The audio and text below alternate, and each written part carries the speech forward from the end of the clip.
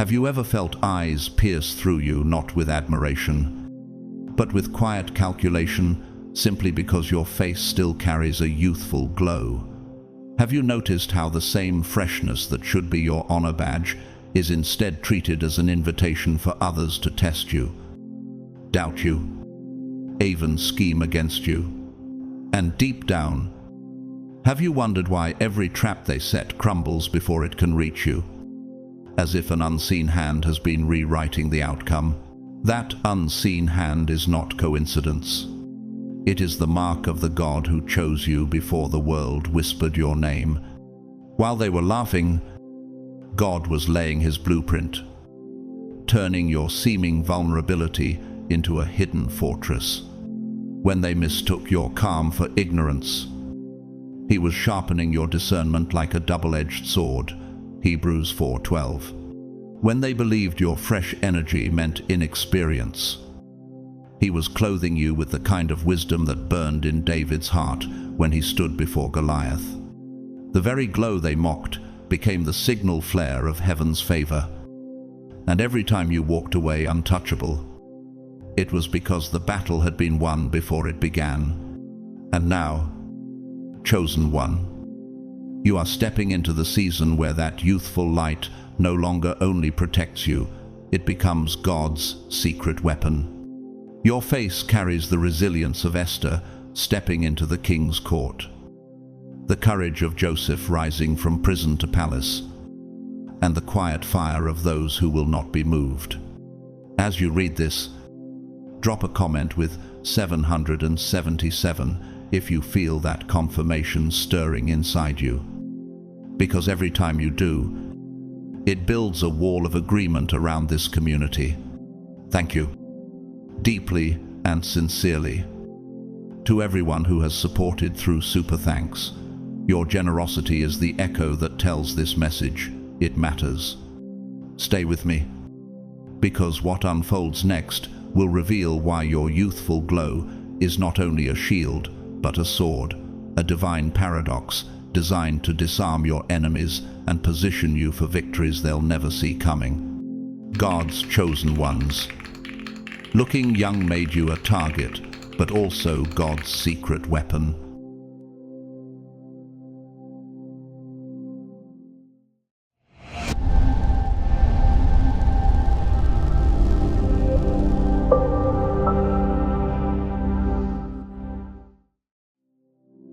Calm that slices sharper than any earthly blade, yes. That is the strength placed inside you. They whispered that your silence meant weakness. They mocked your serenity as if it were fragility. And yet that very stillness was the sword that cut through their chaos. They watched you with skeptical eyes and murmured, "Too quiet, too soft, too easy." But what they mistook for naive inexperience was actually the refined steel of God's secret weapon within you. As Psalm 46 contra 10 declares, "Be still and know that I am God." Your stillness was not emptiness, it was divine authority in motion. How many times have you felt their attempts to stir your spirit, dragging you into their storms, hoping to see you unravel? And yet, as they flailed, punching at the air, you remained untouched, untouchable, standing tall in peace that cannot be faked. Their exhaustion became their downfall, while your composure remained your shield. This is why your face holds its glow, why time seems to resist, leaving its heavy fingerprints upon you. Because what shields you is not vanity, not cosmetics, but the living peace of Christ that guards your heart. And the peace of God, which surpasses all understanding, will guard your hearts and minds in Christ Jesus. Philippians 4:7. But ask in the secret chambers of your soul, why do so many wear years heavier than their age? Why do their shoulders bend and their eyes dim? It is not only biology, not merely food or sleep. It is the heavy chains of grudges and resentments that carve lines into their faces, Their unhealed arguments replay like broken records, leaving invisible scars etched upon their posture and their gaze. In contrast, when others see you radiating youth, they assume you never endured storms. But you have. The truth they resist is brutal. You endured heartbreak, betrayal, failures, and deep losses. Yet unlike them, you never allowed bitterness to take residence in your temple. Think of Job, crushed under suffering, yet saying in Job 19:25, "I know that my Redeemer lives." That same defiance against despair is in you. Where others allowed wounds to fester into scars of bitterness, you allowed wounds to sharpen you, to teach you wisdom beyond your years. That decision to embrace peace rather than rage carved its testimony across your face, your body, your very aura. That is why you shine with a light that cannot be imitated. Why your youthfulness enrages them, for your glow exposes their defeat. A modern echo of this truth came from the Italian painter Amedeo Modigliani, whose tragic life was scarred by illness and poverty. Yet he once said, "With one eye, I see what is visible, with the other, I see what is hidden." Just as Modigliani's art revealed the unseen soul beneath the skin, your peace reveals hidden depths others cannot understand. And when they confront that mirror of your stillness, their own turmoil screams back at them, unbearable to face. Does it not remind you of the hymn, Dona Nobis Pacem, woven into Bach's Mass in B minor, where voices cry for peace with such yearning that it shakes the soul? Your life is that hymn incarnate. You walk into rooms carrying an invisible symphony of God's calm, and those who hear only the dissonance of their own chaos recoil at the harmony flowing from you. Ask yourself, how many times were you provoked, poked, tested, as others waited for your explosion, and what happened when you did not deliver? Their volume rose, their anger multiplied, but in the end, they unmasked themselves. Because peace unmasks pretenders. Proverbs 14:30 says, "A heart at peace gives life to the body, but envy rots the bones." You are living proof that peace is not weakness. It is a dangerous power that exposes. Think of nature's quiet witnesses. The redwood trees of California, standing tall for thousands of years. Do not boast. Do not rush, yet they outlast storms, fires, and centuries of human strife. Or the Arctic fox, silent under snow, conserving strength until the perfect moment. It does not waste energy in panic, yet it survives where predators fall. Likewise, your stillness confounds them because it reveals strength they cannot comprehend. There are always villains who embody the opposite. Think of Napoleon III, consumed by vanity and constant plotting, in his obsession for control. His empire crumbled into exile. His frenzy shaped his fall. Just as the chaos of your enemies weakens them, their stress is the architecture of their own ruin, every frantic thought like a cracked stone in a collapsing fortress.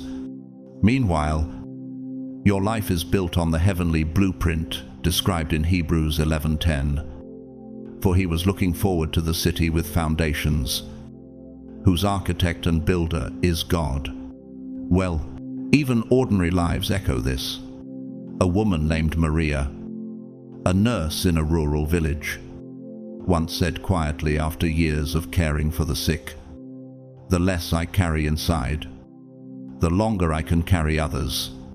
She never became famous, but her face, radiant in her 60s, was testimony that peace is the true anti-aging balm. You embody that same principle, not untouched by storms, but unclaimed by them. Now pause and wrestle with this final inner question. If peace preserves, why do so many choose poison? Why do they feed themselves bitterness, knowing it will corrode their spirit? Could it be that your calm terrifies them because it exposes their own chains? Your calm is dangerous precisely because it radiates untouchable authority. Isaiah 26:3 affirms, "You will keep in perfect peace those whose minds are steadfast, because they trust in you." That trust makes you not fragile but fortified. It is your unshakable wall, your divine shield. And now, chosen one, let this truth thunder in your bones. You were never weak. You were never naive. Your calm was never submission. It was victory disguised. Your peace is their punishment. Your serenity is their defeat. You are the living proof that true power is not in noise, not in chaos, but in control, in restraint, in divine resonance. So rise, stand unshaken, refuse to surrender your glow, for the world may try to age you, poison you, provoke you, but they cannot touch what God Himself has sealed. This is your moment to walk boldly, not merely surviving, but thriving. Step into the light of your calling, because your peace is not only your shield, it is God's secret weapon unleashed on the battlefield of life. They may purchase creams, chase after surgeries, swallow supplements, or filter every photo. But no cosmetic invention can conceal the deep truth.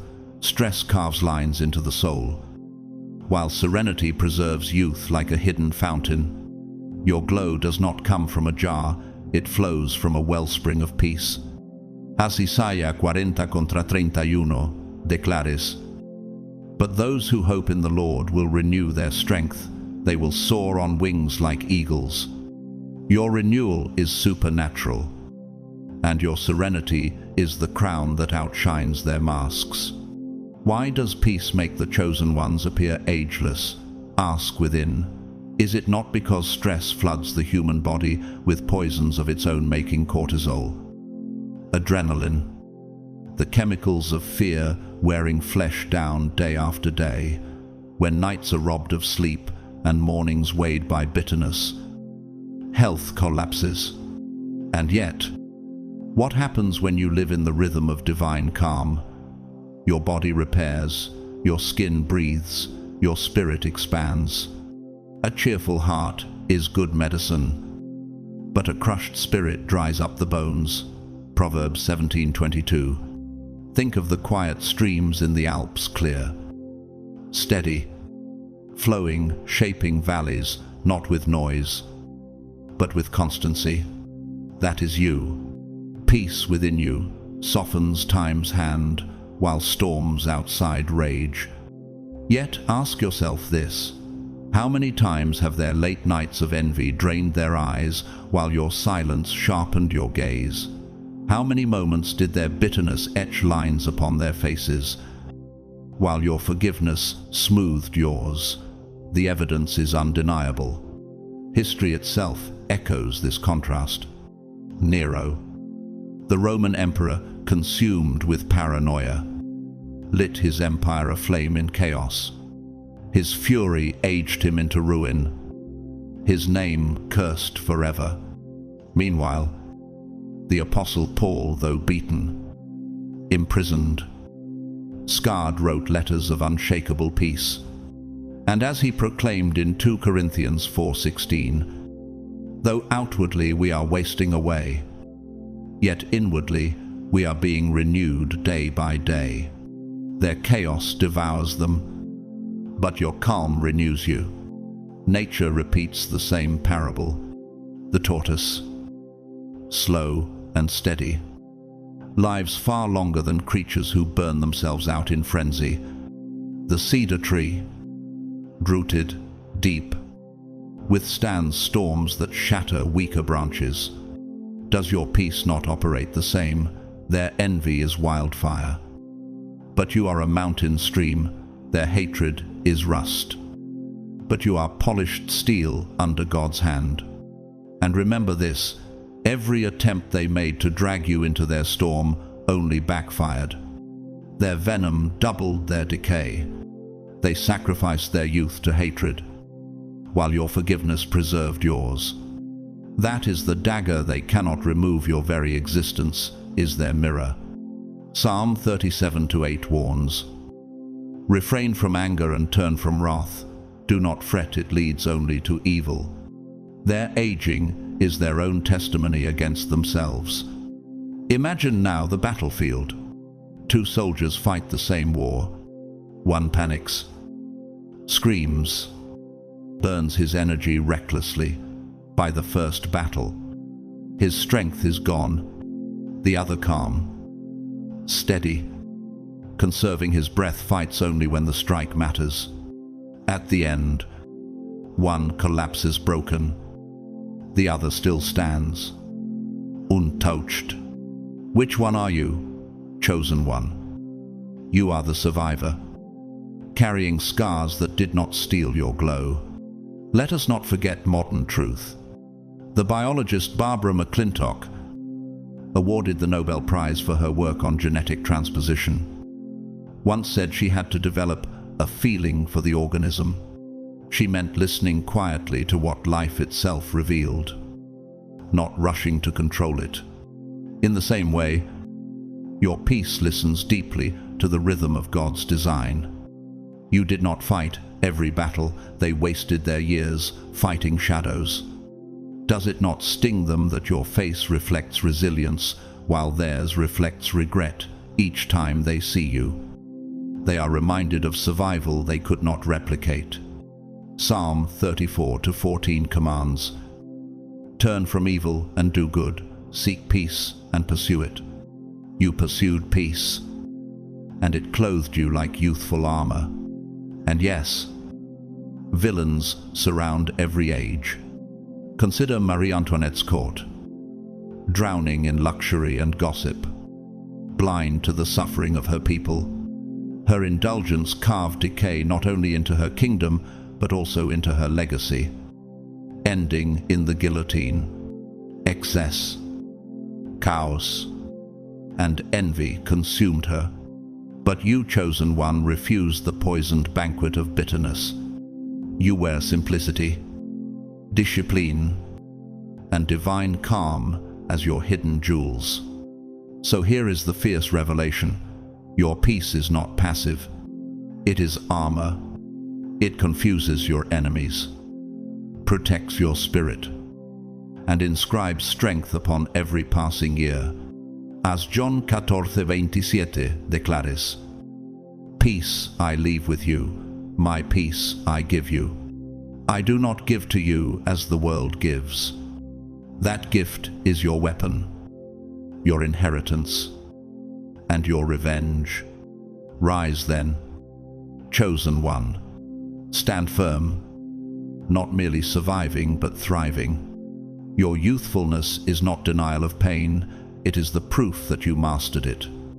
Let them see your glow and tremble, because your calm is their punishment, your serenity their exposure. No filter, no potion, no surgery can counterfeit what is forged in fire and sanctified by God. Your peace ages them, and it preserves you. That is why they cannot touch you.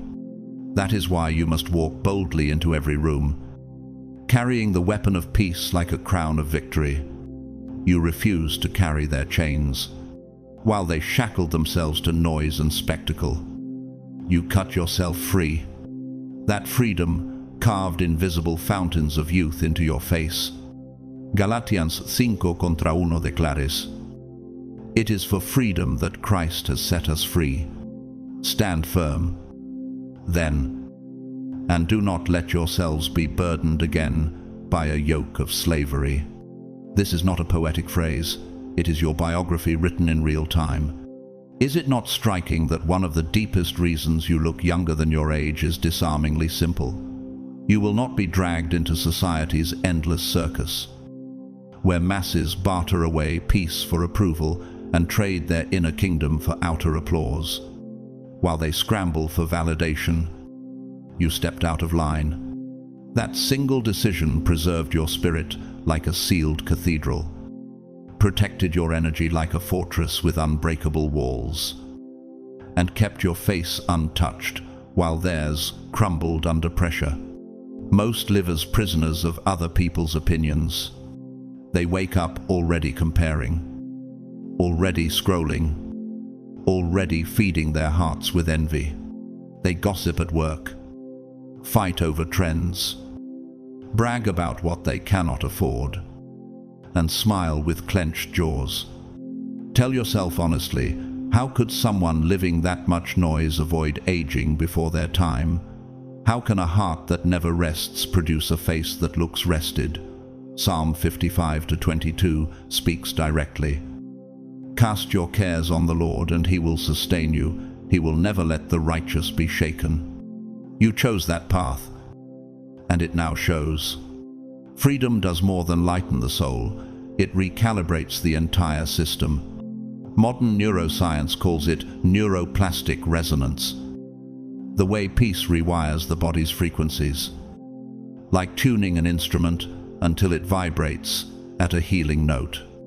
While their cortisol spikes and adrenaline scorches their cells, your stillness restores your internal architecture.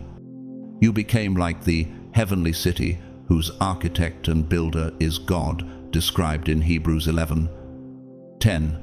Your inner life was designed on a higher blueprint. Can you see the contrast? Two people start the same morning. One wakes to gossip, already angry, scrolling to measure their worth by strangers' highlight reels. By noon, they are drained, their skin drawn tight, their mind chaotic. The other wakes like you, choosing focus, choosing not to carry the weight of others' nonsense. By noon, you are energized, glowing, walking into the world like an athlete emerging from a quiet interval between battles. Muscles ready, breath steady, same hours, different physics.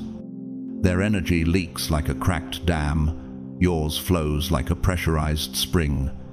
Proverbs colum sedum, Kolmakea promises. Fear the Lord and shun evil. This will bring health to your body and nourishment to your bones. Kit, a non-conscious vidi, a woman named Layla from a small fishing village once said after losing her husband at sea, "If I carry every storm inside, I will drown without water." She chose to forgive, to rebuild, to sing hymns as she mended nets. Today, at 70, she still walks with a back straight as a mast. Your story echoes hers, not untouched by storms, but untouched by the poison of storms. Do you feel how their attempts to bait you into drama only expose them? They throw comments hoping you will react, whisper behind your back hoping you will fight, dangle competitions hoping you will take the bait. When you do not, when you walk away without blinking, it infuriates them. Why? Because your refusal proves how small their weapons really are. Romans 12:2 remind, do not conform to the pattern of this world, but be transformed by the renewing of your mind. Your silence becomes louder than their gossip, your indifference deadlier than their jealousy. Nature itself testifies. The giant baobab tree of Madagascar stores water through dry seasons, outliving everything else around it. The albatross glides thousands of miles without flapping, conserving energy in stillness. You are both tree and bird, storing peace where others hoard resentment, traveling far on unseen currents of grace. Their frantic flapping burns their youth, your gliding preserves it. Villains in history tell the counter-story. Charles, the executioner, DuPont, an obscure 19th century banker known for destroying rivals through rumor and manipulation, died alone at 53 with a face twice his age. His diaries reveal nights of insomnia and paranoia. His life shows that drama devours its host. You refused that banquet. Instead, your silence built an inner citadel that no attack can breach. Ask yourself now, what game were they playing? Who set the rules? The ladder climbing. The obsession with proving who has more. Who looks better? Who's winning? Winning what? Those who designed the game aged themselves, trying to play it. You saw through it and refused to be a pawn. That is why you walk into rooms steady, calm, not playing by their rules. You do not need to speak. Your very presence exposes the absurdity of their drama, reminding them of the years they wasted chasing approval while you built strength in silence. Isaiah 30-15 closes the circle. In quietness and trust is your strength. Remand, would you have the pride? In it why? Drama drains years. Peace preserves them. Freedom does not just lighten the soul, it erases the years carved by chaos. This is why they thought they could mess with you. They mistook your refusal for weakness. But your refusal was your weapon. Your inner calm is not absent. It is armor. It is frequency. It is mastery. Rise now. Chosen one. Stand in the fullness of that freedom. Walk boldly as living proof that serenity is not surrender, but supremacy. Let your glow become the rebuke of envy. Your stillness, the triumph over noise. The game is exposed. Your youthfulness is victory made visible. They assumed that if you were not fighting for approval, it must mean you were too simple, too blind, or too soft to understand the game. They whispered that your refusal to gossip meant ignorance, and your indifference to fleeting trends meant weakness. But when they tried to manipulate you, when they used the same tired tricks that ensnare so many others, they discovered something terrifying to their pride. They had encountered someone who could not be bribed by status, could not be swayed by hollow praise, and could not be distracted by noise. As Proverbs 4:23 teaches, above all else, guard your heart, for everything you do flows from it. That guarding was your secret weapon. Every attempt they made to pull you into their nonsense only drained them further. Their envy etched lines into their faces, while your silence erased years from yours. Imagine this.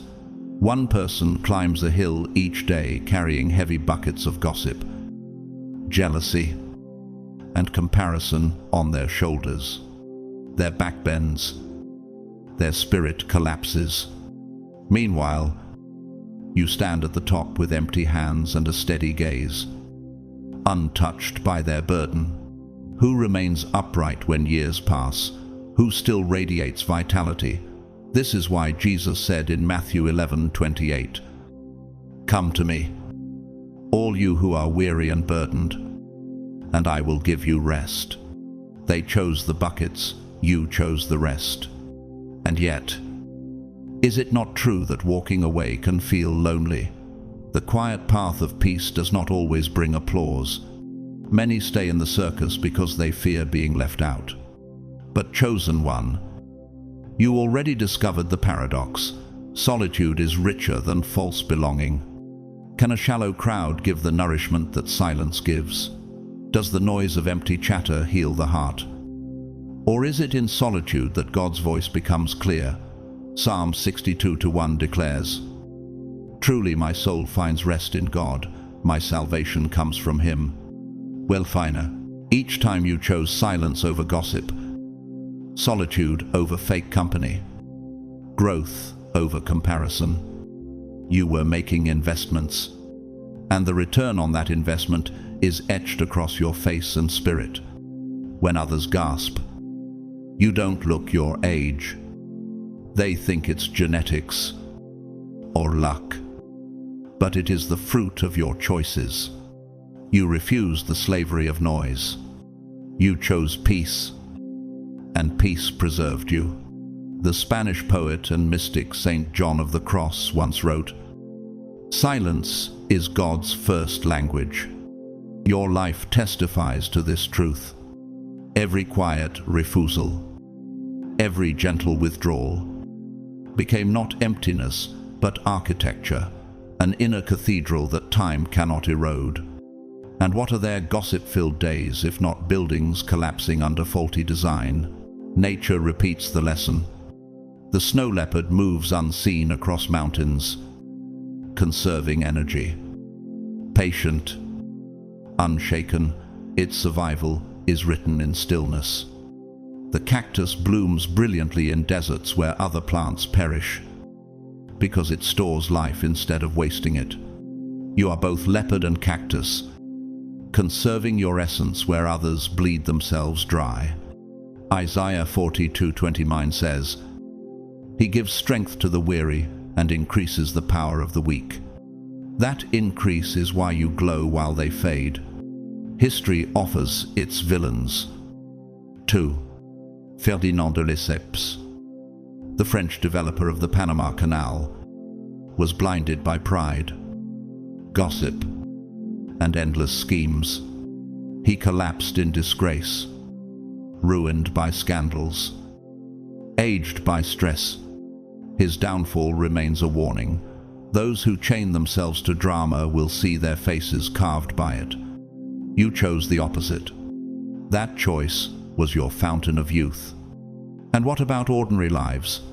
A school janitor named Thomas once said after decades of quiet labor, "I don't carry the words people throw at me. If I did, I'd be stooped over long ago."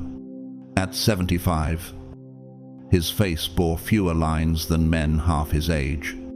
He was not spared hardship, but like you, he refused to carry the unnecessary weight of others' noise. Ask now, do you age by the years you live, or by the weight you carry? What happens when you measure worth by gossip and envy instead of growth and peace? Who wins when the scoreboard is built on comparison? They measure themselves by likes, followers, fleeting approval. You measure by growth, peace, and freedom. Which of these survives when the curtain falls? Drama bends people beneath burdens they were never designed to carry. Peace preserves those who dare to walk away. And this is why they glare, why they whisper, why they grind their teeth at the sight of your glow. Your very presence exposes their failure, reminding them of the years they lost, chasing validation. Isaiah 26:3 affirms, "You will keep in perfect peace those whose minds are steadfast, because they trust in you." Your steadfastness is the glow they cannot counterfeit. So, never forget this. Chosen one, you do not look younger because of luck, sleep, or creams. You look younger because you refused the chains they clasped upon themselves. You stepped out of their circus. You dropped the buckets. You chose freedom. And freedom, beloved, is the fountain of youth they will never taste. Stand tall in that truth. Rise and walk unashamed in the light of your calling. Your glow is not vanity, it is evidence. Your serenity is not emptiness, it is armor. And your freedom is not rebellion, it is survival. Let them measure their worth by noise, you will measure yours by peace. And peace, chosen one, will carry you into victories they will never understand. You rise from wounds faster than they can comprehend. They planned for your scars to become monuments of defeat, permanent reminders of their victory. Yet your healing turned their triumph into dust. Chosen one. One of the deepest reasons you appear younger than your age is this unshakable truth. You heal faster than they ever imagined. Not just in body, but in mind, in heart, in spirit. What crushes others for decades bends you only for a fleeting moment. And then you rise. Isaiah Limantiga reminds us, by his wounds we are healed. That divine pattern is etched into your life. Ask yourself, why do so many remain trapped in their pain? Why do betrayals echo in their minds for decades?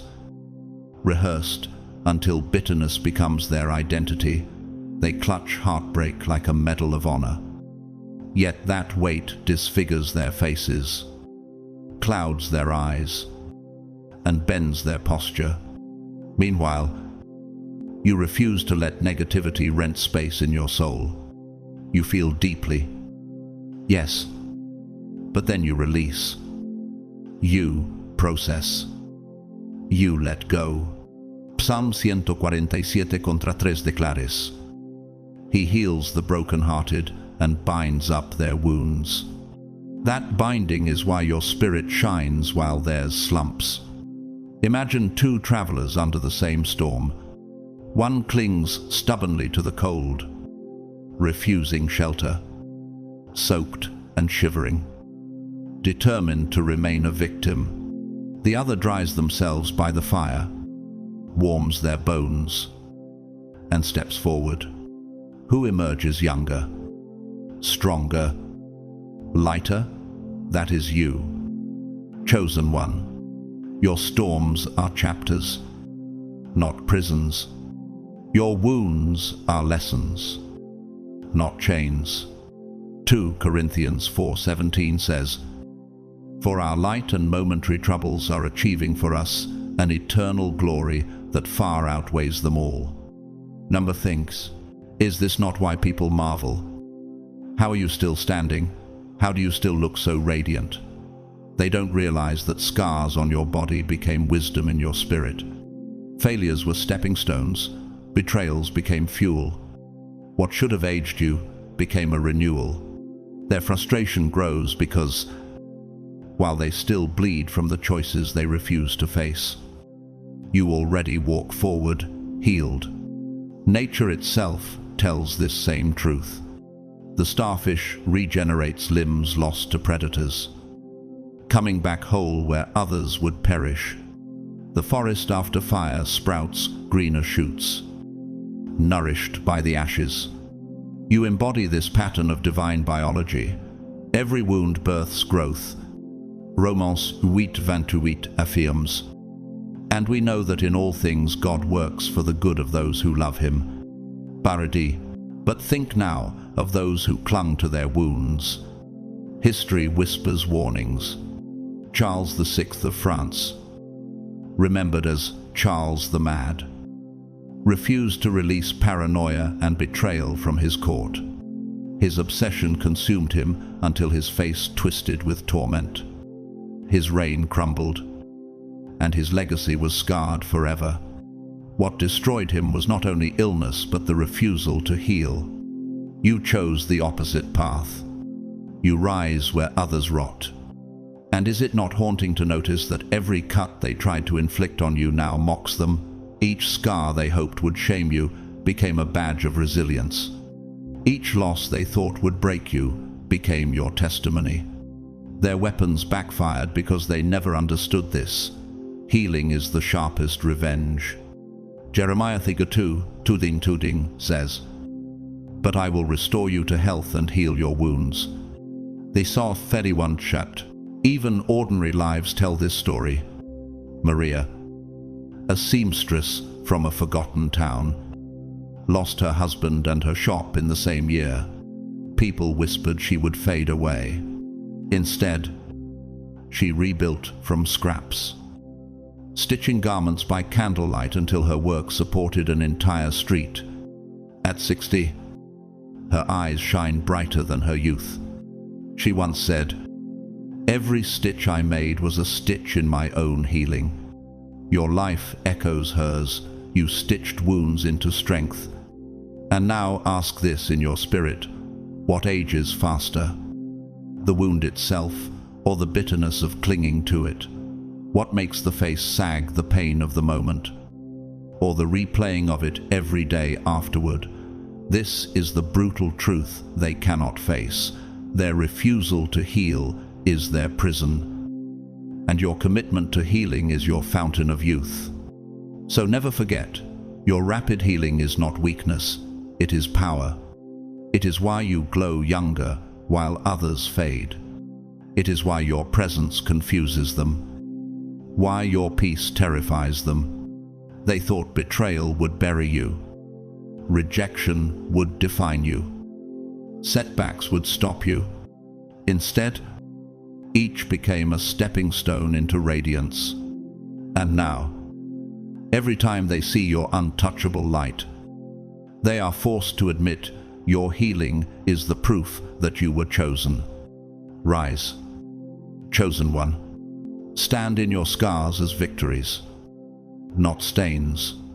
Walk boldly, because your very glow declares this: nothing they threw at you worked. Your youth is not denial of pain, it is mastery over it. Your survival is not an accident, it is destiny. Healing has become your crown, and that crown is the inheritance they will never touch. You radiate a light they cannot dim. They tried to label your glow as makeup, privilege, or sheer luck. But deep down they know it is none of these. Your radiance is the proof of everything they failed to destroy in you. John 1-5 says, "The light shines in the darkness, and the darkness has not overcome it." That scripture is not distant history. It is the living testimony that explains why your face remains untouchable, why your presence unsettles them. You shine younger than your years because your glow is not manufactured. It is not borrowed or bought. It is built brick by brick, from the inside out. Every scar forgiven, every storm endured, every prayer whispered in secret added another layer to the architecture of your inner temple. Does it not raise the question, why do they look so drained despite their creams, deeds, and treatments? Why do their eyes remain heavy though they checked every worldly box? The answer is brutal. Their glow is painted onto a cracked wall. Yours flows from a foundation heaven itself laid. Psychologists describe this as emotional resonance, the frequency at which your mind, heart, and spirit vibrate in harmony. That resonance cannot be replicated with surface fixes. Just as an architect knows a building with weak beams will collapse under weight, so too does the soul without alignment crumble under stress. You radiate from within because your structure is intact. Isaiah 60:7 proclaims, "Arise, shine, for your light has come, and the glory of the Lord rises upon you." 1 Tate, hymn pot. But ask in honesty, how often have you entered a room and felt the atmosphere shift without a word spoken? Why do masks fall when you appear? Why do whispers stop when you walk by? It is because your light makes their shadows visible. You are not striving to outshine anyone, you are simply living in truth. And truth is a fire that burns through every illusion. A young mother named Clara once said after raising 3 children while working nights at a bakery, "I didn't glow because life was easy. I glowed because I chose joy in a place joy didn't belong." At 50, her laughter still carried the brightness of youth. Your story is her story, magnified. Glow is not softness, it is steel forged through fire. Romans 5:3-4 confirms this. We glory in our sufferings, because we know that suffering produces perseverance, perseverance, character, and character, hope. World 2, Nature itself echoes your truth. The firefly carries its own light. It does not borrow from the sun or the moon. Yet its tiny radiance pierces the darkest night. The Himalayan salt crystal emits a glow when struck, because pressure awakened its inner minerals. So it is with you. Your glow was not born from comfort, but from pressure, resilience, and survival. There are villains in history who prove the opposite. King Herod bathed himself in wealth and vanity, constructing grand illusions to cover inner rot. Yet when judgment came, his name became synonymous with cruelty. His legacy reduced to shadows. All his external shine could not save him from inward decay. This is the contrast. You shine because your glow was never external to begin with. And have you not asked in your quietest moments, why does my glow bother them so much? Why does my peace feel like a threat to their chaos? The truth is, your radiance is a mirror. It shows them the years they wasted chasing illusions. It exposes the hollowness of their applause and the futility of their masks. Matthew 5:14 resounds, "You are the light of the world. A town built on a hill cannot be hidden." Wilmeda, your glow is not naivety, it is a crown, forged in the fires of betrayal, polished by storms you endured, strengthened by forgiveness you extended. It is the visible evidence of resilience. That is why every time they study your face and wonder why you remain untouched, the answer burns them. Your glow is proof. Proof that storms could not break you. Proof that enemies could not dim you. Proof that peace triumphed over chaos in your spirit. So, Risey, chosen one, do not shrink your light to comfort those blinded by it. Walk boldly into every room, knowing your glow is not vanity, it is evidence of survival, endurance, and divine favor. Let your radiance unsettle them, because it is the reminder they never had a chance. Pressure slides off you like water cascading from polished stone. They tried to bury you beneath mountains of stress, hoping the weight would crush your soul. But instead, you turned that very weight into wings. Chosen one. This is what eats them alive. Stress clings to them like tar, coating their faces with fatigue, carving trenches into their bodies, and clouding their vision with endless tension. But with you, stress collides and bounces off, because you refuse to let chaos rent a single chamber of your spirit. Isaiah 41:2 assures, "Do not fear, for I am with you. Do not be dismayed, for I am your God. I will strengthen you and help you. It most feach I was self." Why do they appear so drained while you walk untouched? Why do their shoulders hunch and their eyes sag, while yours remain steady, bright, and young? It is because you have learned the secret alchemy. You burn pressure into fuel. What suffocates them becomes your oxygen. What cripples them becomes your momentum. While they replay arguments in their minds like broken records, drowning in grudges and obsessions they cannot control. You have mastered the art of release. Philippians 4:6 says, "Do not be anxious about anything, but in every situation, by prayer and petition, with thanksgiving, present your requests to God." That release is your weapon. Imagine two trees braced against the same storm. One stiffens against the wind, brittle in defiance, until branches crack and splinter.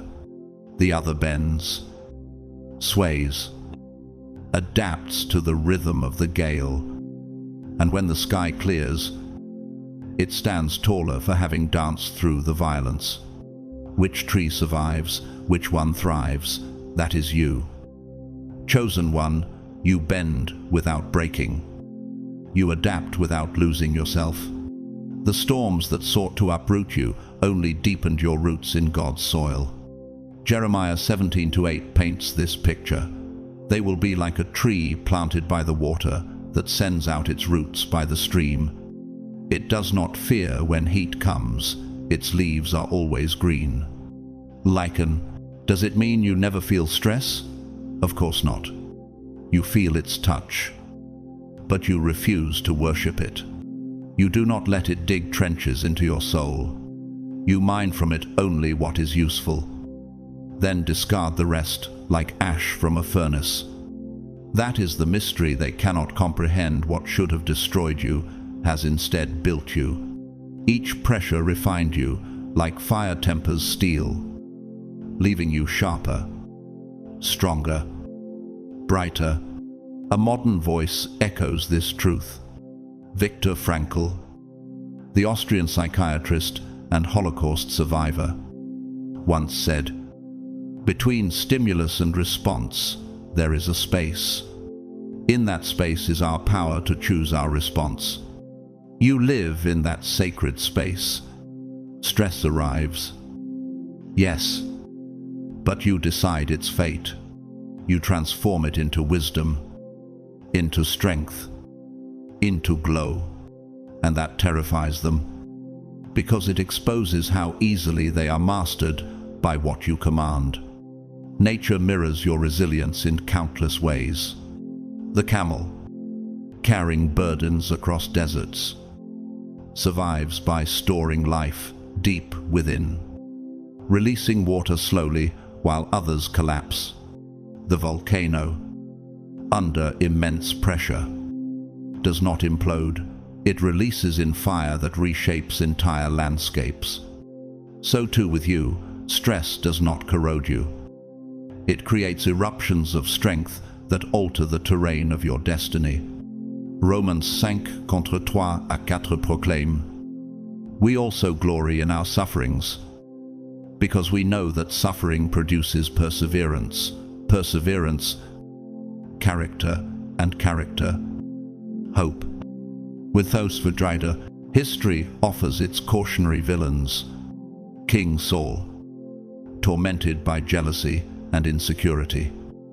Let stress consume him. He clutched his throne with paranoia, chased shadows of enemies, and aged under the weight of obsession. His end was marked by despair and ruin. Yet you chose differently. You refused to let pressure dominate your heart.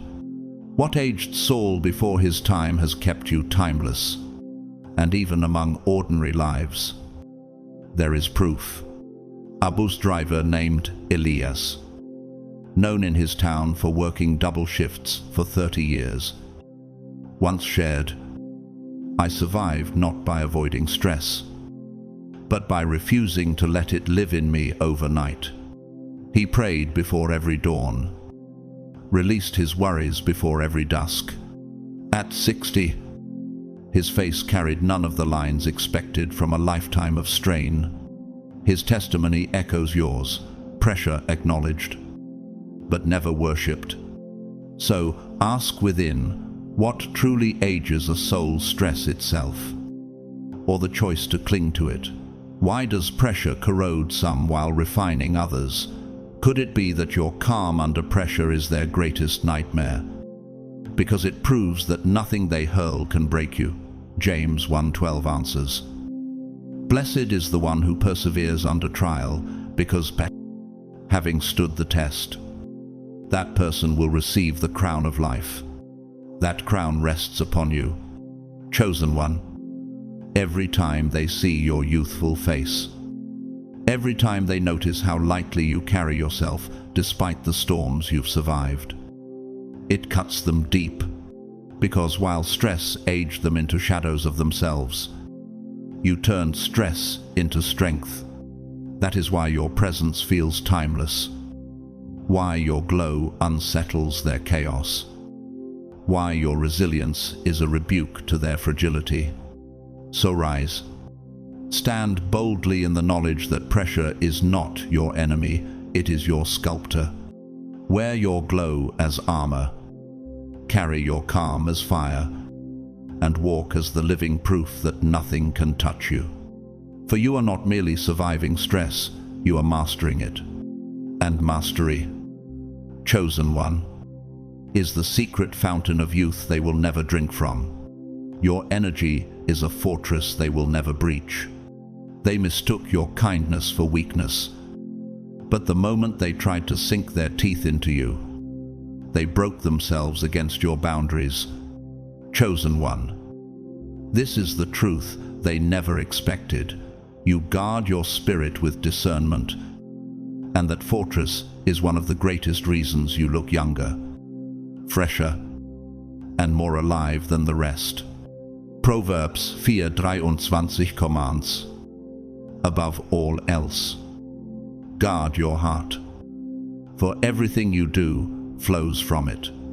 You took that command seriously, and now it shows on your face. Why do they look drained while you glow vibrant? Why do they carry exhaustion like chains, while you walk radiant with vitality? Because while the world throws energy away on petty quarrels, endless gossip, and toxic ties, you mastered the science of preservation. They confuse calm with softness, generosity with naivete, and kindness with a wide-open door. But the moment they attempt to siphon your light, they collide with walls stronger than iron. Imagine a fortress built with spiritual architecture. Its walls are reinforced like cathedrals that have stood for centuries. Each stone symbolizing a choice you made, refusing gossip, releasing grudges, walking away from chaos. Within those walls burns a light like stained glass catching the morning sun. Energy parasites gather outside, hoping to slip through unseen cracks. But the gates are guarded with wisdom. You hold the keys, and most never make it across the drawbridge. Psalm 18:2 proclaims, "The Lord is my rock, my fortress, and my deliverer. My God is my rock, in whom I take refuge." Dat is Wella. And yet, is there not a question that presses deep within you? Does guarding your energy make you cold? The truth is no. It makes you wise. You have seen what happens when souls open every door. They are drained, embittered, prematurely aged by battles that were never theirs to fight. They spend years patching wounds caused by intruders they never should have welcomed. You refused that fate. You chose intention over impulse, peace over chaos, light over leech. That choice carved agelessness into your spirit. Nature illustrates your truth. The giant tortoise lives more than a century because it conserves energy instead of squandering it. The desert aloe seals its moisture behind thick skin, glowing green long after the sun scorches the ground. You are both tortoise and aloe, conserving life while others deplete themselves. That is why your vitality endures when theirs collapses. Isaiah 40:227 reminds us, "He gives strength to the weary and increases the power of the weak." They mope it, but villains tell the opposite story. Marie de Médicis, Queen of France, opened her court to flatterers and manipulators who drained her coffers and weakened her reign. In desperation, she spent her last years exiled, embittered, aged far beyond her time. Her downfall was not only political, it was energetic. She lacked boundaries, and it consumed her. You, chosen one, did what she could not. You stood guard. Does it not haunt your enemies that every attempt to breach your fortress leaves them emptier? They came to siphon your glow, but instead they drowned in their own chaos. They thought your calm was passive, but it was their undoing. Ephesians 6 command. Be strong in the Lord and in his mighty power. That strength became your shield, invisible yet impenetrable. Even the testimonies of ordinary lives carry this truth. Diego, a gardener in a quiet village, once said after decades of labor, I learned not to give my shade to those who only wanted to cut my roots. At 70, his skin was weathered, but his spirit burned youthful. Like him, you refused to offer your life force to those who came only to exploit it. And here lies the question that unsettles them. How can someone surrounded by storms, surrounded by users, still shine untouched? Why does their exhaustion age them while your glow remains?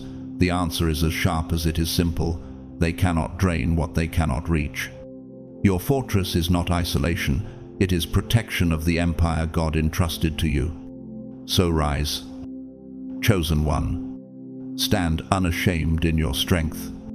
Keep your gates fortified, your energy guarded, your spirit ablaze. Let them rage outside your walls. Their anger only echoes their own emptiness. Every time they fail to breach you, it is another reminder you are untouchable. Your detachment cuts deeper than revenge. They scheme to keep you chained forever. But the moment you release their grip, their control disintegrated like ash in the wind. Chosen one. One of the sharpest reasons you radiate younger than your age is this: you have mastered the divine art of detachment. Ecclesiastes 3:6 reminds us. A time to search and a time to give up. A time to keep and a time to throw away. You discerned the time to release, and that wisdom preserved you, while the multitudes clinging to toxic bonds, clinging to the ghost of failed dreams, clinging to the fragile approval of people who never cared you, walked away. And that choice carved years off your face. Ask yourself this: what truly demands more strength? To clutch at what corrodes you until it breaks you, or to release what no longer serves you and rise lighter? They call your release weakness, but only because they cannot imagine the courage it requires. Psalm 55:22 says, Cast your cares on the Lord and he will sustain you. That act of casting off is your shield. Detachment is not coldness. It is courage. You learned that baggage does not remain confined to the mind. It bleeds into the body. Stress embeds itself in skin. Grief hides in the eyes. And resentment warps the shoulders until they stoop under invisible burdens. But you cut the rope. You chose freedom over decay. That is why you still glow while they crumble under weight they were never meant to carry. Picture two lives. One drags suitcases stuffed with stones through every season, back bent lower each year, face hardening into bitterness. The other travels light, hands free, ready to run when needed. Who looks younger? Who feels stronger? The answer is undeniable. Isaiah 42 commands. Forget the former things. Do not dwell on the past. You obeyed, and your youth became the evidence. Psychologists describe this as cognitive release, the moment the nervous system shifts from captivity to renewal. It is like striking a tuning fork at a new frequency, resetting the resonance of the entire body. You didn't merely move on, you recalibrated your being. Their sleepless nights replaying betrayals etched years into their faces, while your release tuned you into peace that preserved you. A story from an ordinary man affirms this. Jonathan, a shoemaker in a small town, once confessed after losing both his business and marriage. The day I stopped carrying what left me, I felt 10 years younger. He rebuilt, not with resentment, but with detachment. And those who saw him years later could not believe how radiant he appeared. Your path is the same. You glow, not because storms never struck, but because you refuse to chain yourself to their wreckage. But do you notice how your refusal unsettles them? They miscalculated. They thought guilt would trap you, manipulation would tether you, provocation would chain you. They assumed you would dwell endlessly on pain, replaying their cruelty until it scarred you. Instead, you released it back to them, leaving them to sit in their own chaos. That is the wound they cannot close. Romans 12:19 speaks clearly, do not take revenge, my dear friends, but leave room for God's wrath. Your detachment is the ultimate justice. Nature testifies. 2. The snake survives by shedding its old skin without release. It suffocates. The autumn tree drops its leaves, knowing that clinging would drain life from its roots. You embody this rhythm. Letting go is not loss, it is survival. And each release birthed more strength, more youth, more clarity. History warns us of those who could not release. King Nebuchadnezzar clung to pride and power, refusing humility, until madness consumed him, and he roamed fields like an animal. His refusal to detach from ego carved ruin into his legacy. This is the contrast where he clung and collapsed. You released and rose. And now ask this within your spirit: who truly owns you? The one you cling to, or the God you release to? Whose chains do you carry when you refuse to let go? Could it be that your refusal to cling terrifies them, because it proves they never owned you? John 8:36 declares, so if the Son sets you free, you will be free indeed. That freedom is written on your glow. So understand this: detachment is not apathy. It is the highest form of self-respect. It protects your peace. It preserves your vitality. And it keeps you timeless. They thought you would stay bound. Instead, you severed the rope. They expected you to crumble. Instead, you walked away radiant. They tried to claim you as theirs. Instead, you reminded them they never had you. Rise now, chosen one. Wear your detachment as armor, not shame. Carry your freedom as proof that you belong to no chain, no manipulator, no past wound. Let them rage at the glow they cannot dim. For your detachment is not emptiness, it is divine fire. It is the crown of timelessness they will never wear. You live by laws that outlast time. They chase after fleeting fashions, bending themselves into shapes that fracture under pressure, while you stand unmoved, anchored in truths that cannot expire. Chosen one. The reason you carry an ageless quality is not hidden in vanity or chance. It is because your life is governed by eternal laws. Matthew 7:24 declares, everyone who hears these words of mine and puts them into practice is like a wise man who built his house on the rock. You built on rock, and it shows. While the masses exhaust themselves running after standards, approval, and illusions, you operate by principles carved into eternity. You are not sprinting against the clock. You are moving in rhythm with the timeless pulse of heaven itself, and that makes you untouchable. But ask in the stillness of your heart, why do so many panic about being left behind?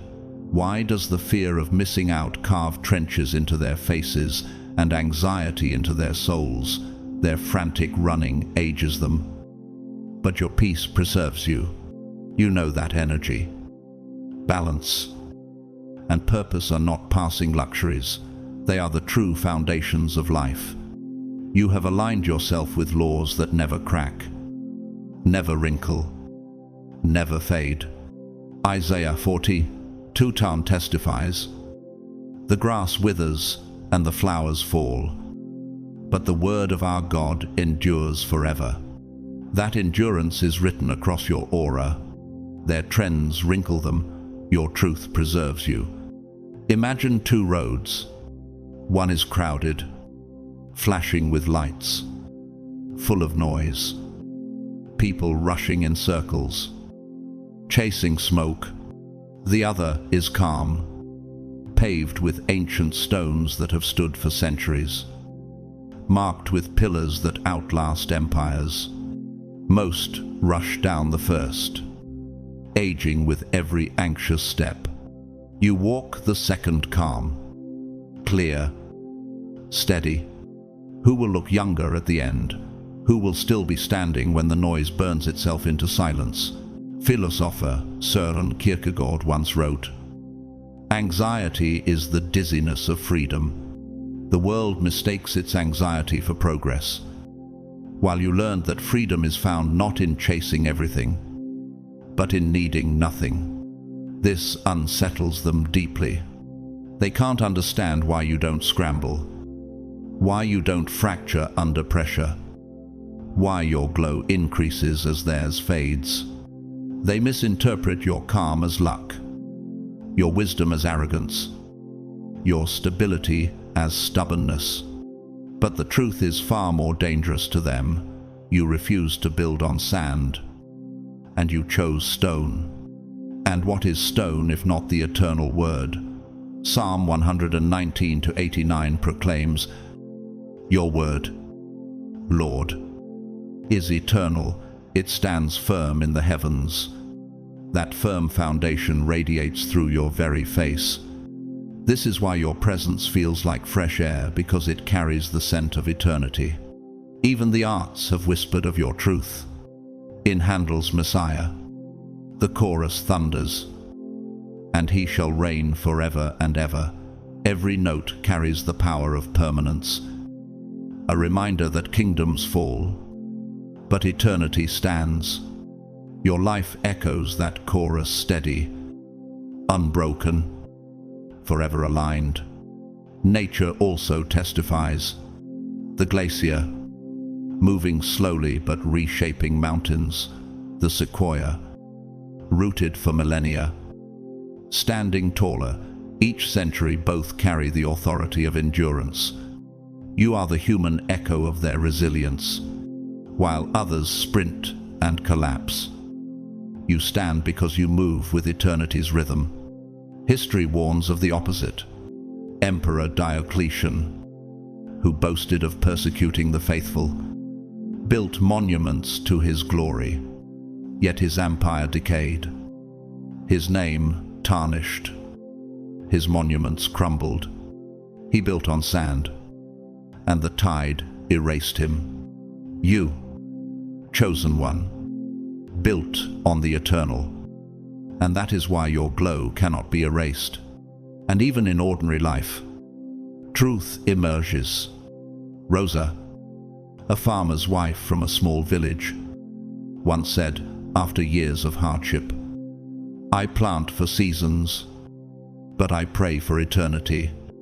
Her lined hands sowed crops that died each winter, yet her eyes sparkled with timeless joy. She aligned with laws beyond time, and her presence radiated youth. You walk the same path, anchored in permanence, while others drown in the temporary. Ask this now.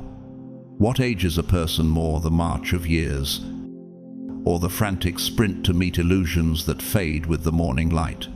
What corrodes faster, time itself, or the fear of being left behind? Your life answers, fear ages, but truth preserves.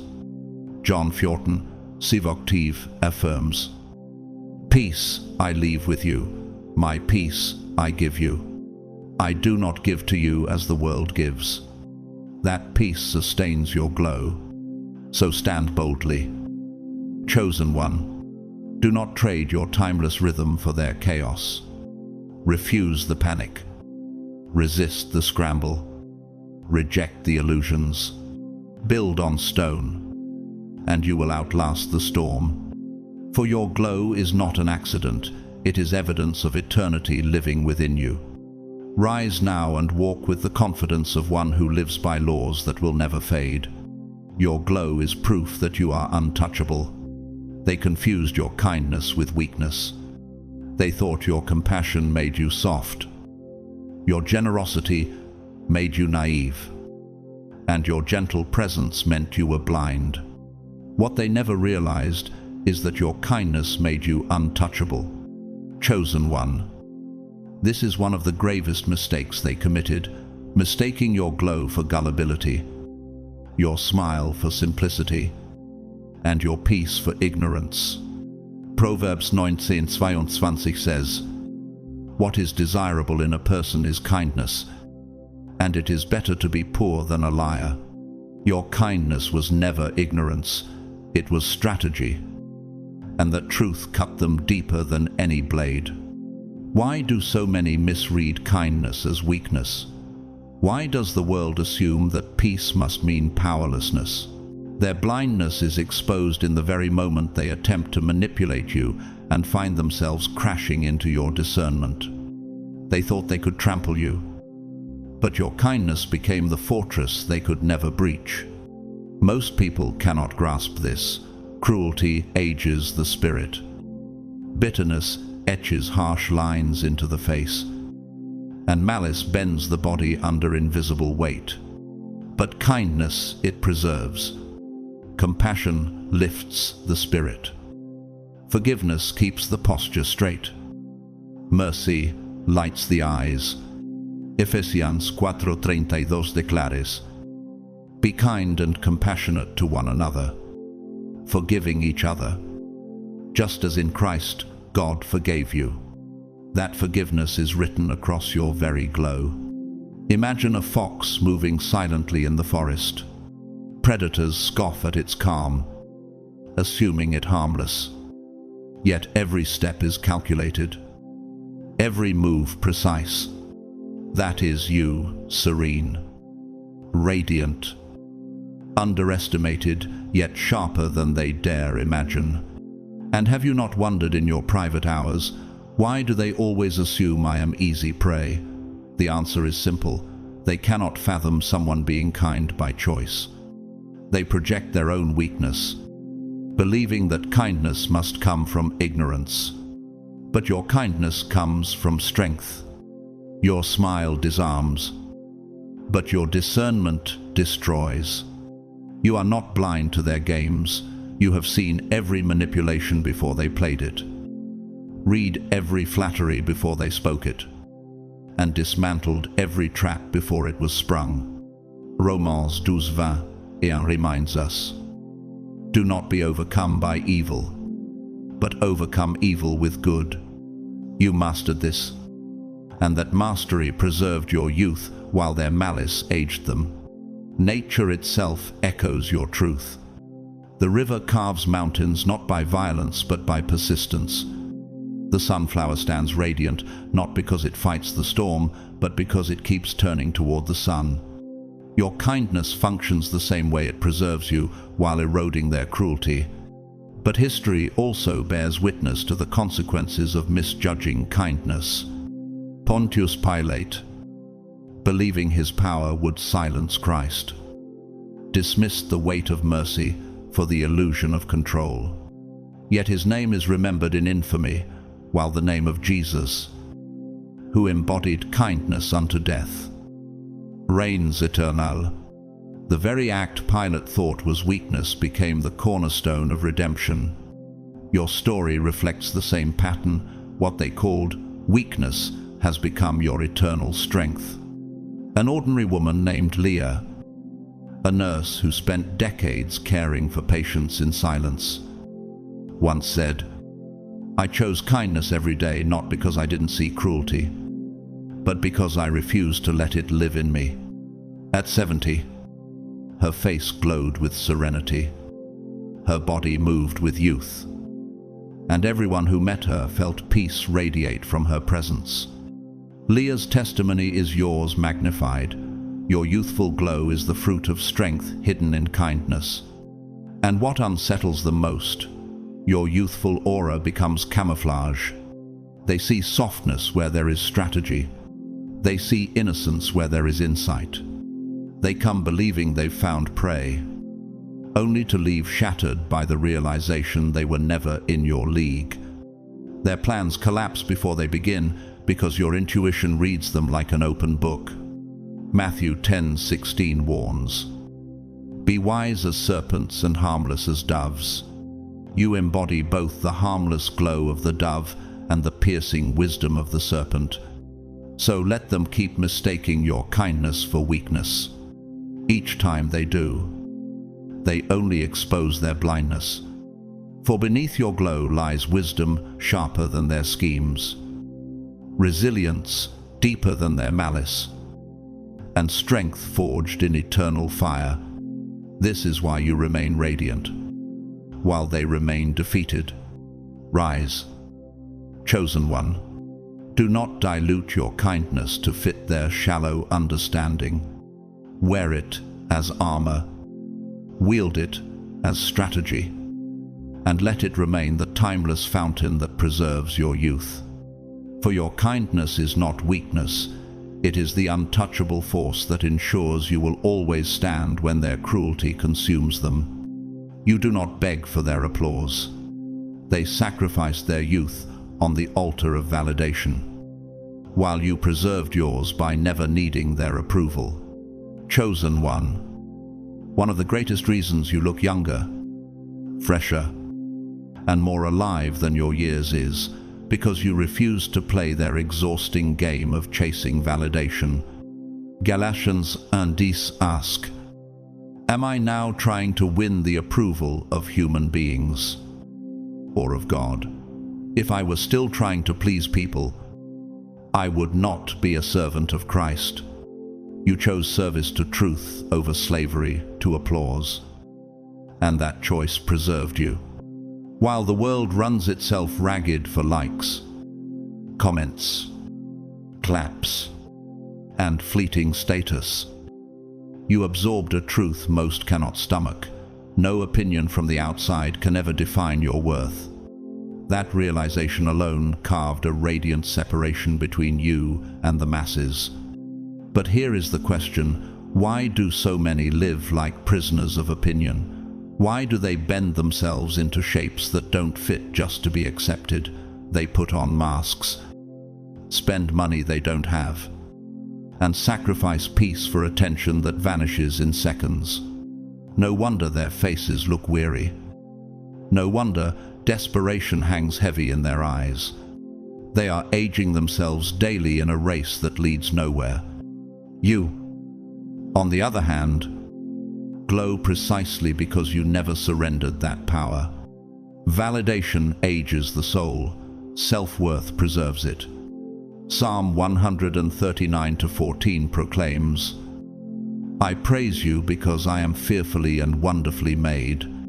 That scripture is etched into your posture, your tone, your face. You don't glow because the world applauds. You glow because your worth was sealed long before the world had an opinion. Imagine a performer who lives only for applause. Every silence feels like death. Every cheer fades too quickly, leaving emptiness behind. That performer grows old fast because desperation is a heavy crown. Now imagine someone walking freely, steady in who they are, not needing a crowd to confirm it. Which one carries peace? Which one looks younger? That is you. Chosen one, the one who never traded youth for approval.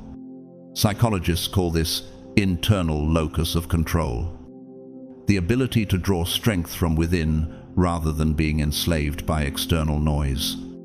It's like the difference between a candle that flickers in every breeze and a lighthouse rooted in stone, guiding ships, no matter the storm. Jeremiah 17:7 declares, "Blessed is the one who trusts in the Lord, whose confidence is in him." Your confidence is not arrogance, it is freedom. and it burns them because they cannot copy it. Even science confirms it. Cortisol, the hormone of stress, floods those who obsess over opinions, quickening aging in skin, heart, and brain. But those anchored in peace release serotonin and oxytocin, chemicals of restoration, renewal, and glow.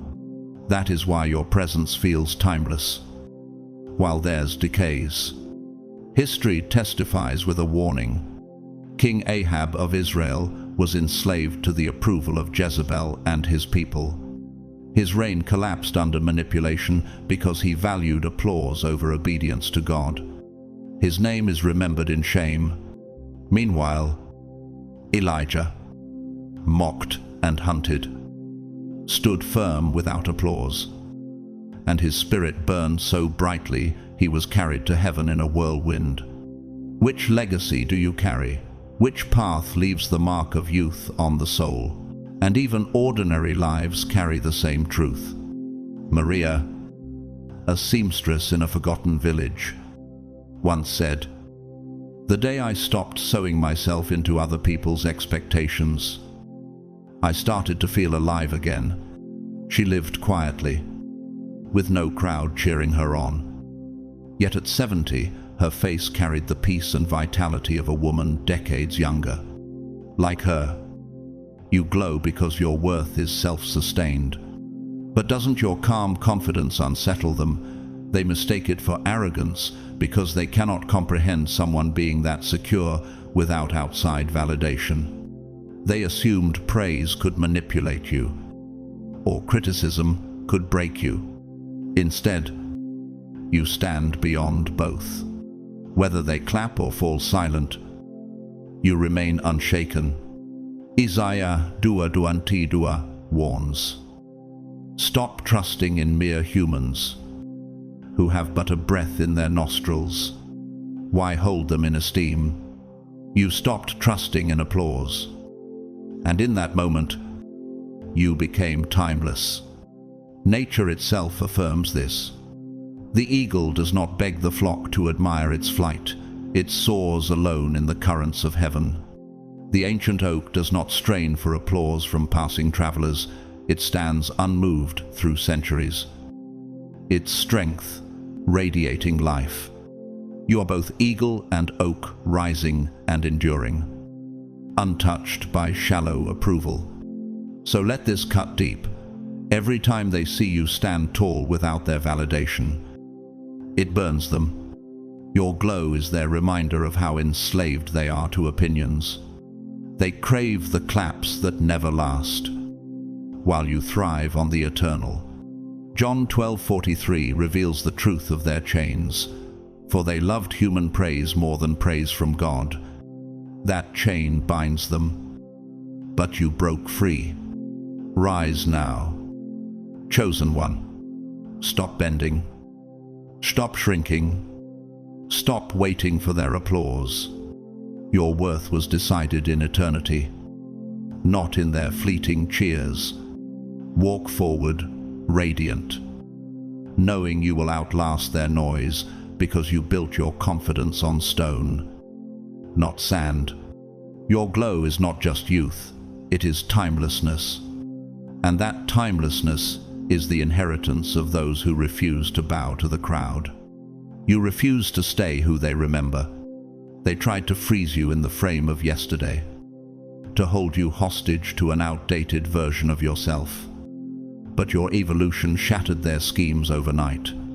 Chosen one of the sharpest reasons you remain vibrant, youthful, and ahead of the curve is because you never cling to stagnation. You embrace transformation like breath itself.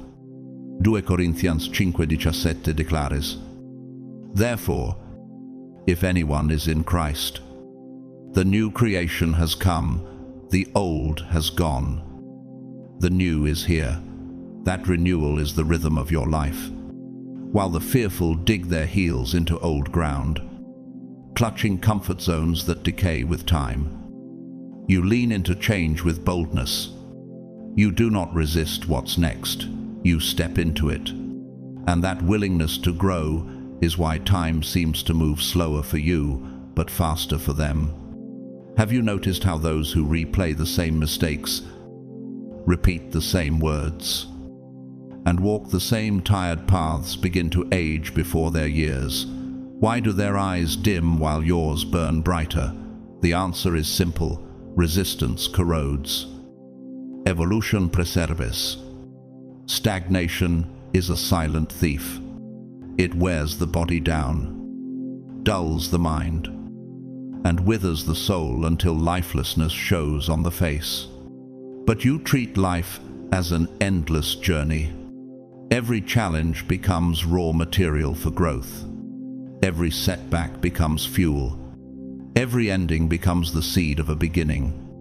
You live what Romans 12:2 commands: do not conform to the pattern of this world, but be transformed by the renewing of your mind. Transformation is your fountain of youth. Imagine water left stagnant in a pond. Over time it grows murky, suffocating, covered in decay. Now picture a river, always moving, reshaping the land, carving valleys, feeding life wherever it flows. Which one looks alive? Which one remains clear?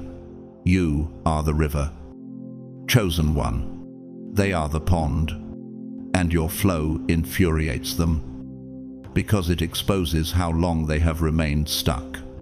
Science itself affirms this. Neuroplasticity, the brain's ability to rewire and adapt, keeps minds young when they embrace change. Those who refuse to evolve trap themselves in rigid patterns, accelerating decline. You live in neuroplastic renewal, while they live in neurological decay. That is why your face reflects vitality and theirs shows exhaustion. And still, have you noticed how they keep trying to pin you down, to label you, to manipulate you as though you were the person you used to be? Why does it rattle them so much when you outgrow their control? Because every time they design a plan for who you were, you emerge as someone new. Their schemes collapse, not because they lacked strategy, but because you refused to stay in yesterday's version. Isaiah 40:19 says, "See, I am doing a new thing. Now it springs up. Do you not perceive it? You became that new thing. Unstoppable and untouchable." History reveals the price of resisting growth.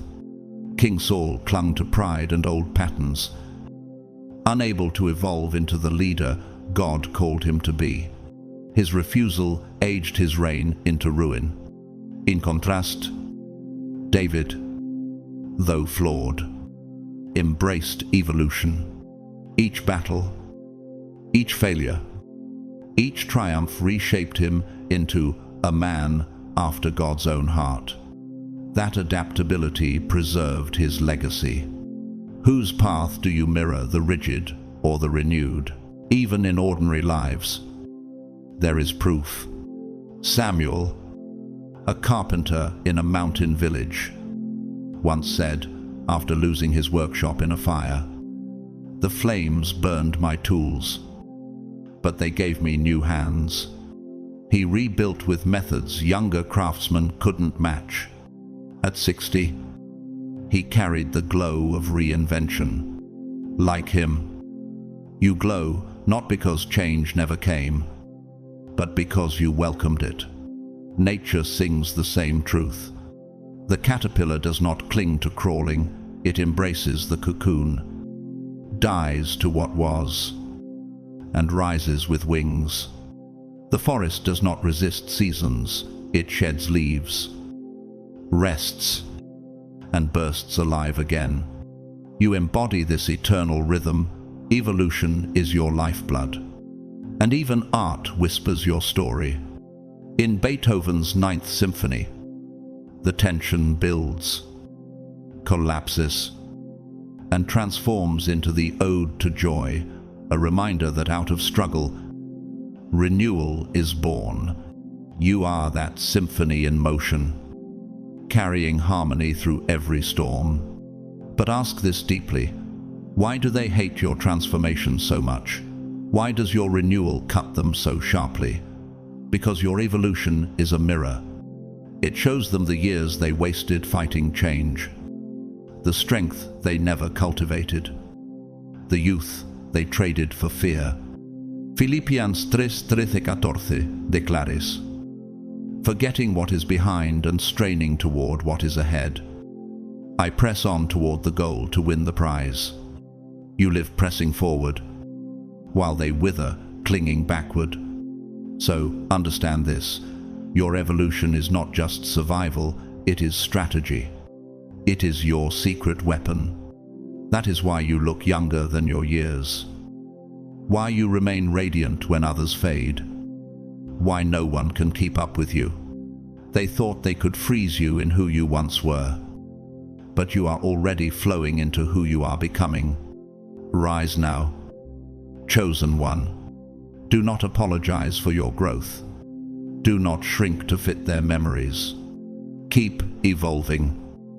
Keep rising. Keep walking as the river that never ceases. For your glow is not just youth, it is eternal renewal. And that renewal is the crown they can never steal. You tap into energy they can never steal. They drained themselves chasing the grind, wearing their bodies thin and their spirits hollow, while you stayed radiant by connecting to a source they will never touch. Chosen one. The reason your glow unsettles them is because you are not powered by the same brittle fuel that burns out the masses. You are plugged into a current that flows from eternity. Isaiah 40:2 proclaims, but those who hope in the Lord will renew their strength. They will soar on wings like eagles. They will run and not grow weary. That renewal lives within you. They burn themselves out chasing validation, money, fleeting distractions, or empty pleasures. Yet you draw strength from the divine frequency of peace, a resonance that science itself cannot fully measure, but which Scripture already declared. Doesn't this explain why stress seems etched into their faces while yours reflects calm? Why their shoulders slump under invisible burdens while yours remain lifted by invisible grace? Most people live exhausted because they drink from broken cisterns. Jeremiah 2:13 describes this tragedy. My people have committed two sins. They have forsaken me, the spring of living water, and have dug their own cisterns, broken cisterns that cannot hold water. Approval, entertainment, gossip, or temporary highs. These are wells that always run dry, and the emptiness leaks out of them in their posture, in their drained aura, in the despair behind their smiles. But you are different. You learn to recharge in ways they cannot grasp. In solitude, where the spirit whispers. In reflection, where the soul regains clarity. In creativity, where divine sparks become human expression. In prayer, where silence becomes strength. Isn't it true that storms seem to strengthen you instead of destroying you? Isn't it strange to them that your glow shines brightest after the fire? Psalm 46:1 affirms this reality. God is our refuge and strength, an ever-present help in trouble. Now tell Speakeress, imagine two lamps, one plugged directly into the grid of infinite energy, always steady, always glowing. The other runs on disposable batteries, constantly drained, constantly flickering, constantly begging for a recharge it can never sustain. Which lamp shines longer? Which one keeps burning when the night drags on? You are that first lamp. They are the flickering one. Their energy runs on fumes while you draw from infinity. Psychologists call this the principle of sustainable resonance, when alignment between body, mind, and spirit produces a vibration that preserves vitality. Physicists describe it as harmonic oscillation, where energy amplifies instead of decays. Spiritually, it is nothing less than the breath of God animating your being. John 7:38 says, "Whoever believes in me, as Scripture has said, rivers of living water will flow from within them." That is your secret fountain. And here is what really maddens them. They cannot copy it. They whisper about your glow, trying to decode your secret as though it were a skincare routine or hidden formula. They chase caffeine and chaos while you channel clarity and calm. They drain their veins with stimulants and still sag in exhaustion. You rise from storms glowing brighter than before. Isn't this the paradox that confuses them most? History itself shows the curse of false power. Consider Pharaoh, who sought to enslave God's people, building monuments to his ego, draining the energy of a nation. His empire seemed eternal until the Red Sea swallowed it whole. His power aged into dust, while Israel, strengthened by manna and God's presence, walked forward, renewed. Enemies who try to drain the chosen always end up draining themselves. And sometimes it shows in ordinary lives. Maria, a school janitor in her 70s, once told her co-workers, "I may clean floors, but prayer cleans my spirit." Though her body worked long hours, her presence lit the halls like a lamp. Younger colleagues staggered with stress. Yet her face carried serenity. She was tapped into a source deeper than labor could exhaust. Isn't that the very energy you carry? Chosen one? Even nature declares this truth. The sun does not burn out by struggling harder. It burns because it remains aligned with its fusion, its core.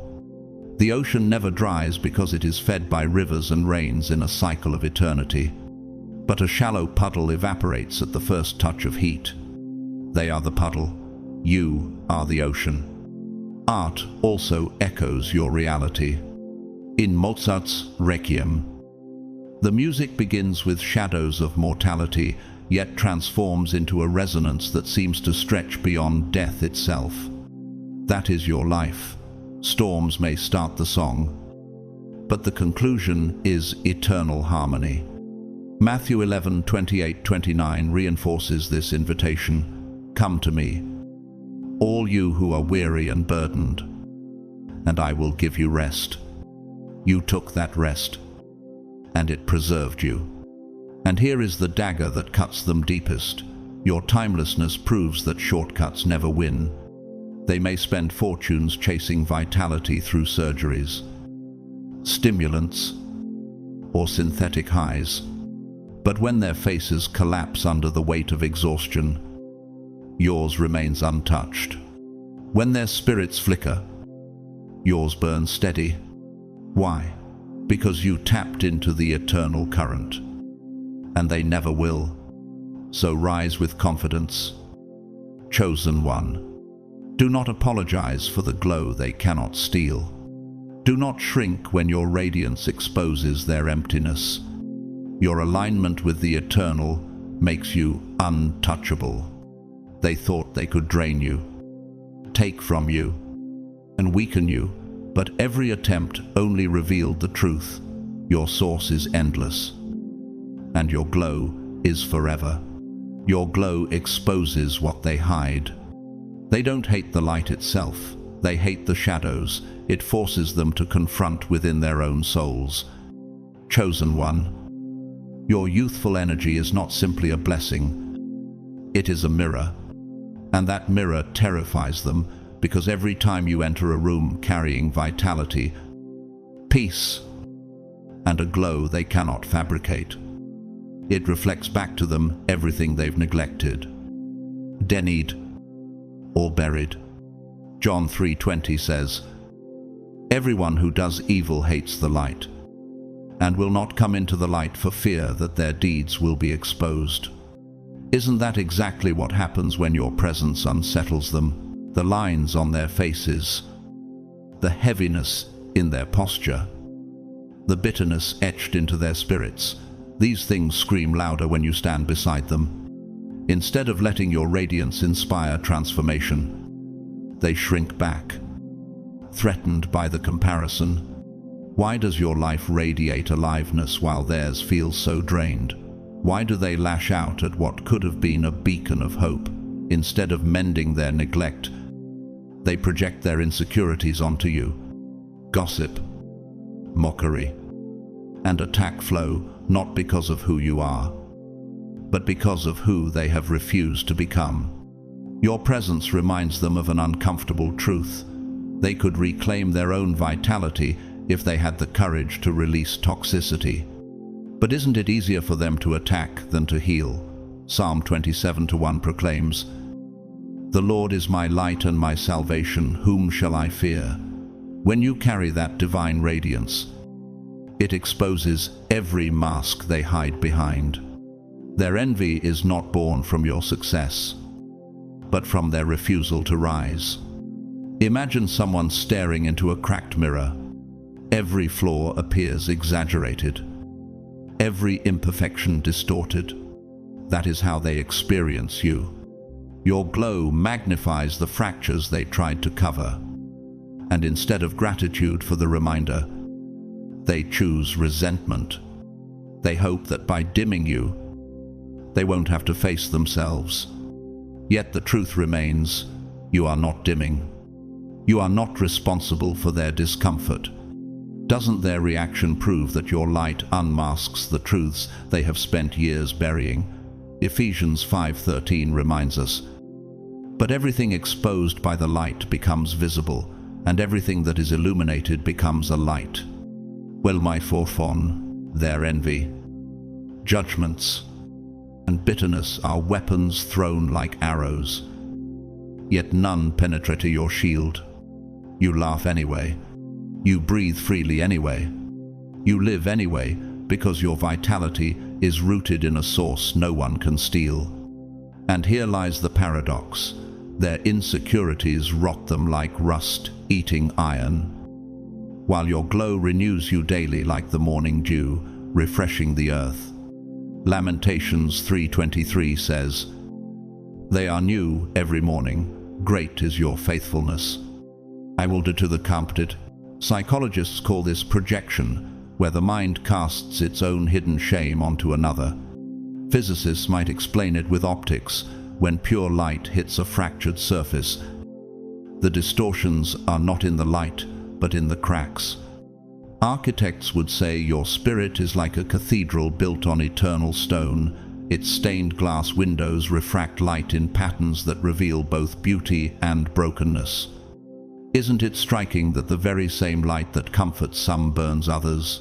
To anchor this in the ordinary, think of Jacob, a retired bus driver in a small town, who once said, "When I stopped complaining and started giving thanks for every breath, people told me I looked 10 years younger."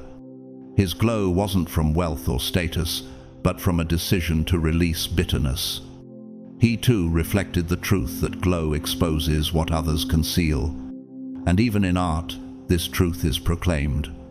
In Caravaggio's painting, The Calling of St. Matthew, light slashes across the canvas, exposing every shadow. The figures caught in the beam cannot escape its intensity. That's what your presence does. You step into a room, and suddenly their masks crack under the weight of divine illumination. Matthew 5:14 declares, "You are the light of the world. A city set on a hill cannot be hidden." We have protagonists. They can try to cloak themselves in sarcasm, but the glow you carry is incorruptible. Their rage is not proof of your weakness, it is their confession. Every glare, every whispered insult, every attempt to belittle you is nothing more than evidence that your light has revealed the hollowness within them. So rise, chosen one. Do not apologize for the glow they cannot extinguish. Do not shrink when your radiance exposes what they tried to bury. Your glow is not just survival, it is testimony. It is proof that light triumphs over darkness, that resilience outlasts corrosion, that peace outshines bitterness. And every time you shine, you declare to heaven and earth alike, their shadows cannot cover your light. Stand tall, keep glowing, and let the world see that your radiance was always untouchable. Your youthfulness is their silent defeat. They may not say it aloud, but every wrinkle carved by bitterness becomes a confession when they stand beside your glow. Chosen one. Your presence is not just beauty, it is a scoreboard they cannot manipulate. A testimony that discipline and peace triumph over gossip and chaos. Proverbs 15:13 declares, "A happy heart makes the face cheerful, but heartache crushes the spirit." Doesn't this explain why your face radiates vitality while theirs collapses under the weight of regret? Every time you step into a room, your very being becomes a living judgment, while they have aged themselves with grudges, envy, and sleepless nights replaying arguments. You arrive radiant, timeless, untouched. That comparison is torture, for your calm smile exposes their storms. Your steady voice grinds against their nerves because it echoes the serenity they forfeited. The light in your eyes burns them, not because you accuse them, but because your resilience reflects the life they could have chosen but rejected. Your youthfulness is not vanity, it is evidence. Evidence that peace preserves, that bitterness destroys, and that forgiveness protects what hate corrodes. Psalm 34:5 says, "Those who look to him are radiant, their faces are never covered with shame." Isn't your glow the fulfillment of that promise? A glow they cannot counterfeit with creams or filters. Picture two people side by side. One spent decades clawing for validation, sinking in drama fueled by envy, their spirit sagging like a tree hollowed by termites. The other, like you, chose clarity, boundaries, and respect for the sacred gift of inner peace, flourishing like a palm tree rooted by streams of living water. Which one looks alive? Which one carries the spring of eternal renewal? Jeremiah 17:8 reminds us. They will be like a tree planted by the water, its leaves are always green. That contrast alone unsettles them more than your words ever could. They call you lucky or fake. But luck cannot produce resilience, and fake cannot sustain peace that radiates naturally from your skin. Isn't every insult they throw just a confession of envy disguised as contempt? Their bitterness has aged them. Your refusal to drink poison has preserved you. Their accusations are cracks in their armor, while your silence is proof of strength. A modern example echoes this truth. Elena, a seamstress from a small village, once said, "I stopped chasing what others thought I should be, and suddenly I found my years reversing." She was no celebrity, no philosopher, yet her story proves what science now calls psychological rejuvenation, the measurable slowing of aging when stress is released and gratitude is embraced. And doesn't your own life testify the same? Even in sacred art, this paradox is displayed. In Fra Angelico's fresco, The Annunciation, Mary's youthful face glows untouched, not because she avoided trials, but because she surrendered to God's eternal plan. That is what your glow communicates. It is not an escape from storms, but a crown forged through surrender and survival.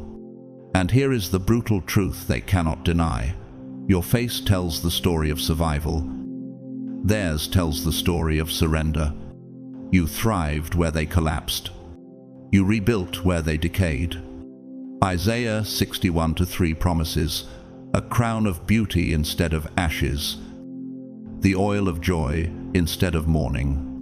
That crown rests on you, and it exposes what they have refused to embrace. So rise, chosen one. Do not dim your youthfulness to make others comfortable. Do not apologize for the vitality that flows from your discipline. Your glow is their silent defeat, but it is your eternal testimony. Keep shining, keep standing, keep thriving, because your very existence proves that peace outlasts chaos, and resilience writes itself on the face for all to see. God's chosen ones.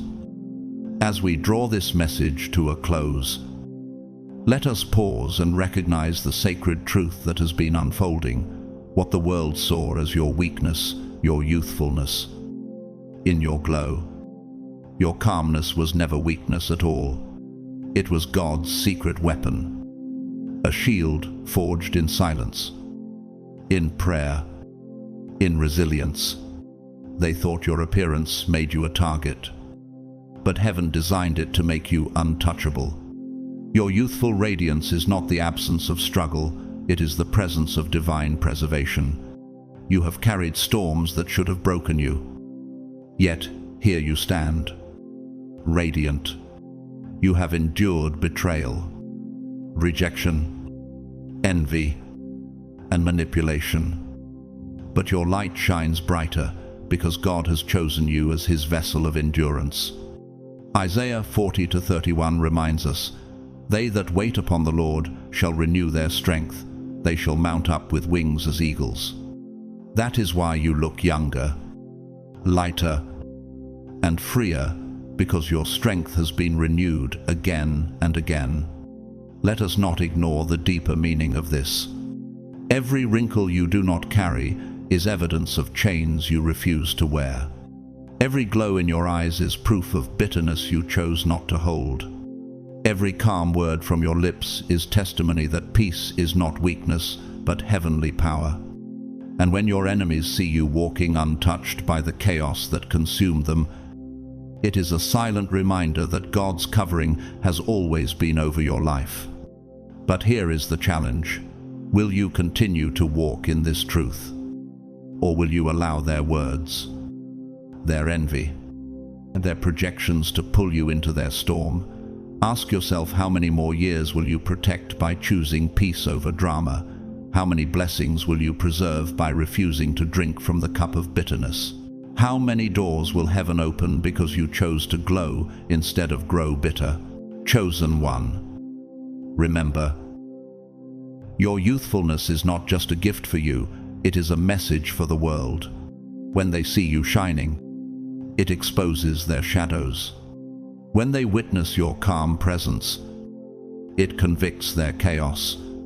When they cannot understand why storms pass over you, it is because God has covered you.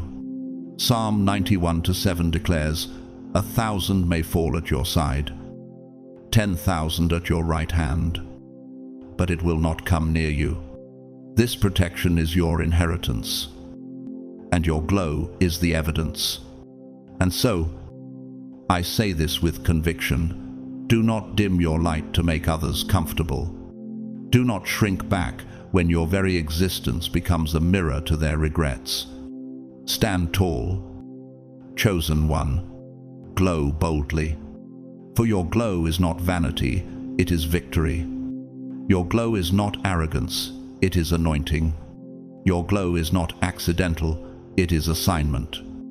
Now, as we bring this message to its conclusion, let us walk in unity as a chosen family. If this word has spoken to your spirit, I encourage you to take a moment to support this channel. Like this video so that the message spreads further. Share it with someone who needs to be reminded that their glow is God's secret weapon. Leave a comment down below, maybe write, "I receive this," or simply, "Amen," so that you declare it not just with your ears but with your own voice. And of course, subscribe to this channel if you haven't already, so that you stay connected with future words of encouragement, warnings, and revelations designed specifically for God's chosen ones. I also want to pause and say thank you. Whether you have supported through a super thanks or simply by being present here, I see you, and I am deeply grateful. Your presence is valuable. Your time is sacred. Your encouragement keeps this mission alive. To those who have gone the extra step in supporting financially, thank you from the bottom of my heart. And to those who can only give their time and prayers, know this: you are equally cherished. Before we part, let me release a blessing over you. May the glow of your spirit never fade. May your youthfulness continue to confound your enemies and inspire your allies. May your peace become a fortress that no weapon can breach. May your days be lengthened not by chance, but by the divine hand of the one who holds your future. Numbers 6:24-26 proclaims, "The Lord bless you and keep you. The Lord make his face shine upon you and be gracious to you. The Lord turn his face toward you and give you peace." Carry this truth into your tomorrow. Your glow is not just about how young you look. It is about what heaven has written on your life. It is proof that you are chosen. Proof that you are preserved. Proof that you are walking with God. So rise boldly, stand firmly, and shine endlessly. Until next time, stay radiant, stay resilient, and stay rooted in the one who makes all things new. God bless you, God cover you, and God keep you. Amen.